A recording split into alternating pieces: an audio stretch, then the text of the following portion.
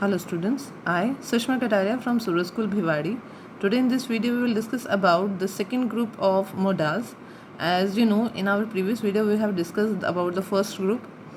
So let's start with it.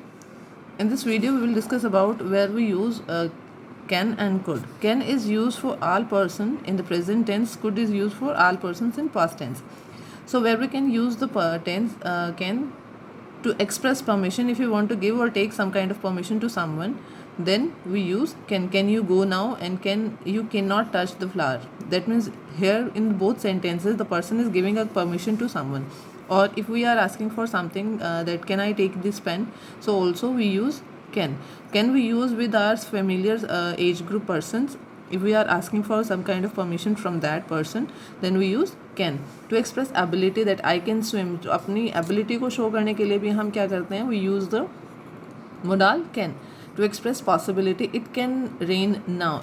जब आपको थोड़ी सी ऐसी possibility लगती है कि हाँ बादल हो रहे हैं, the clouds are there, it can rain now. तो sorry, probability and possibility इसको थोड़ा सा highlight करने के लिए we can use can. So it can't help का मतलब होता है we can not avoid someone, avoid something, किसी एक चीज़ को जिसमें हम अवॉइड नहीं कर सकते. That he has a bad cold, he can not help sneezing. उसको बहुत बुरा जुकाम है, सो वो छींके बिना नहीं रह सकता. So it is a condition that he can not help it. इसमें वो इस चीज़ को वो इग्नोर नहीं कर सकता. अगर उसको कोल्ड है तो वो definitely sneeze will be there. So अब यहाँ पे कुड जो है वो इन्हीं चीज़ों को पास्ट टेंस में कन्वर्ट करके दिखाता है. जैसे एबिलिटी है, परमिशन है, पॉसिबिलिटीज़ हैं. सो इट जैसे अगर आपने पास्ट के पोर्शन को दिखाना है, जैसे I was younger, I could swim well when I was younger, तो यहाँ पे क्या है, एबिलिटी को शो किया गया है in past. We could go out whatever he whenever we wanted, a kind of permission. ये हम परमिशन, हमें ये परमिटेड था दैट हम जब भी चाहते थे हम बाहर जा सकते. If we had the money we could buy that house, a kind of possibility. So could is also use a polite request, could you lend me some money. मतलब can, जैसे हम अपने यहाँ पे था, मैंने पूछा था कि हम परमिशन मांगते हैं, can I take your pen, can I take your book, so could can you please lend me your book. so इस in that case also यहाँ पे भी could का पोर जब जो मोर पोलाइटनेस को यहाँ करता है. कैन जो है वो हम अपने सेम एज ग्रुप को बुक के साथ बोलते हैं, एंड कुड जो है वो और मैक्सिमम पोलाइटनेस को प्रेजेंट करता है. ठीक है, तो यहाँ पे कुड की जगह कुड जो है वो पोलाइट रिक्वेस्ट को शो करता है.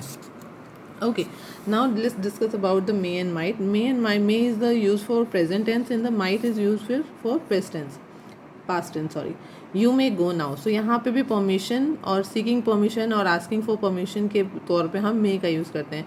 हम may यूज़ कहाँ यूज़ करेंगे, when we are asking for permission from our elder one. जब हम अपनी एज ग्रुप से किसी बड़े इंसान से परमिशन के लिए डिमांड करते हैं, then we use the word may. तो यहाँ पे एक पोलाइटनेस को थोड़ा सा शो करता है. Express possibility, it may rain now. जब आपको लगता है कि थोड़ी सी कम पॉसिबिलिटीज़ हैं, हवा चल रही है या हल्का सा मौसम ख़राब है, तो हम इसमें मे का यानी कि प्रोबेबिलिटी थोड़ी सी कम है, so we that way we use may. It might rain, might again, he might come today, it might rain, जैसे सेम वही है कि हाँ हो सकता है कि बारिश आए. तो वहाँ पे पॉसिबिलिटी थोड़ी सी लेस क्वांटिटी वाली जो possibility. Might express greater doubt than, greater doubt मतलब ये संदेह है कि होगा या नहीं होगा, not confirm, than may. Okay, so it express a wish. May he जब हम किसी से प्रे करते हैं या किसी को विश करते हैं, so in that case we also use may he live long, may she have a good health. So might will be used for the main verb in the sentence in the past, the purpose. Okay, so यहाँ पे again है to express the permission, he said that I might borrow a cycle. तो एक permission के तौर पे भी आपसे यहाँ पे might जो है वो यूज़ किया जाता है. Possibilities, it might rain, he thought that I might like it. उसको लगा कि मैं इसको पसंद करूँगा. Okay, so Dinesh had said that he might go abroad next year. So express the possibilities, मतलब कम वाली possibilities हैं बट हम उसको express करते हैं, तो यहाँ पे might का यूज़ किया गया. To express speculation about past action, जैसे he told me that she might have finished her work. उसने मुझे बताया कि वो मेरा अपना काम ख़त्म कर चुकी होगी. सो समवेयर उस चीज़ को पास्ट टेंस को दिखाने के लिए यहाँ पे माइट का यूज़ किया गया है. तो both may and might are use to suggest there is a good reason. You may as well may as well say you, sorry say so, जैसा तुमने कहा वैसा ही होगा. ओके, सो देर इज इसमें मैक्सिमम क्या है, possibility, probability and permission. Might और मे का यूज़ जब हम किसी एक्शन को दिखाने के लिए करते हैं तो इसका मतलब होता है कि we have a very less kind of possibility over there.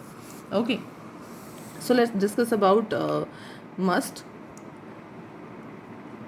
To donate, compulsion मतलब जब हम कहते हैं ना कि ये मस्ट है, ये ज़रूरी वाला काम है, बहुत ज़रूरी है, ये चीज़ें होनी ही चाहिए. सो यहाँ पे द सर्वेंट मस्ट ओबे हिज मास्टर, तो यहाँ पे एक तरह से ड्यूटी का पोर्शन दिखाया गया. तो ड्यूटी पोर्शन में हम मस्ट का यूज़ करते करते ही मस्ट डाई एज सूनर और लेटर, मतलब ये कन्फर्मेशन का दिखाया गया कि वो मरेगा ही, जब आज नहीं तो कल he will definitely die. Everyone most must grow old and perish, यहाँ पे कन्फर्मेशन है.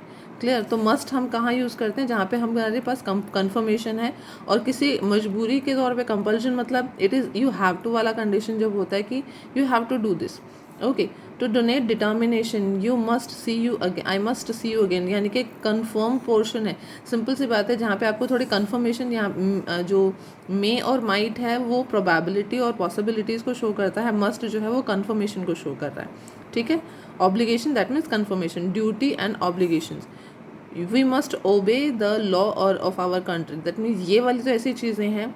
ड्यूटी ये एक इंसान की पर्सनल ड्यूटी है, and obligation it is your have to condition, it must be called, if you are a Indian person you should respect the constitution of India, you must respect.